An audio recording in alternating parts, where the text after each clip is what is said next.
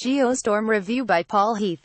Geostorm Review. What the world probably doesn't need right now is a disaster movie, but a disaster movie is just what we've been handed with this big-budget event movie, strangely positioned for release well outside the summer window where you would almost certainly expect it to end up. However, Geostorm is not the film you expect it to be at all. Scripted by Devlin and Paul Heath, who have found success recently on the TV series The Librarians, Geostorm is every bit the epic, schmaltzy, city-destroying popcorn movie you expect it to be, but it has an unexpected message running through its core. The film opens a couple of years from now where we have absolutely destroyed our planet.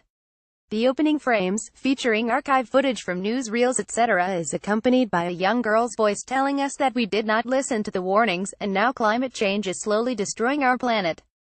Amongst this we're informed that the polar ice caps are all but gone, and 2 million people have been wiped out by a huge heat wave in Madrid in a single day.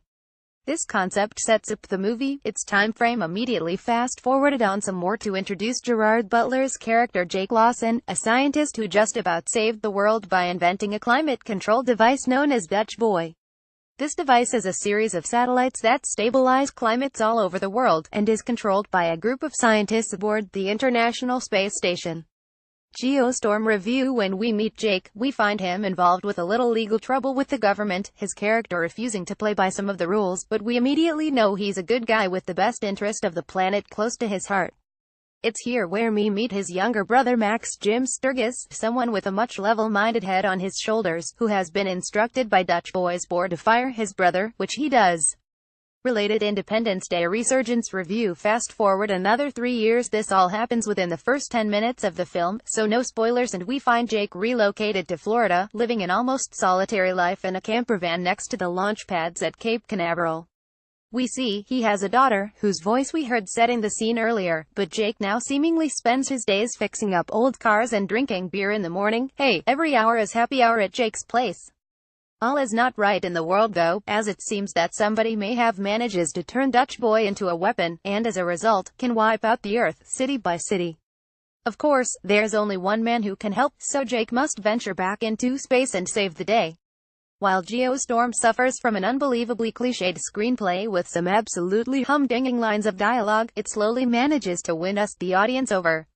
Butler is having the time of his life as the lead, and even though we question his character being the man who has saved the world by inventing a device that has single-handedly solved the climate change issue, and that he seems to be largely penniless with no thanks from the world's united governments, it's hard not to warm to his performance. Jim Sturgess too is given some terrible lines to try and gig something decent out of, but do it he does, and he shines alongside his co-star. Geostorm Review. Most of the other impressive cast, including Andy Garcia as the president and Ed Harris as the Secretary of State, are largely wasted, but Abby Cornish does a decent job as Sarah Wilson, a Secret Service agent who just so happens to be the fiancée to Max. The film moves along at a decent enough pace, and while there are scenes of massive unoriginality throughout, including a very predictable mystery as to who is the mastermind behind the attacks, it's very difficult to have an enjoyable time with a film that is so obviously attempting to do what we expect it to do, which it does.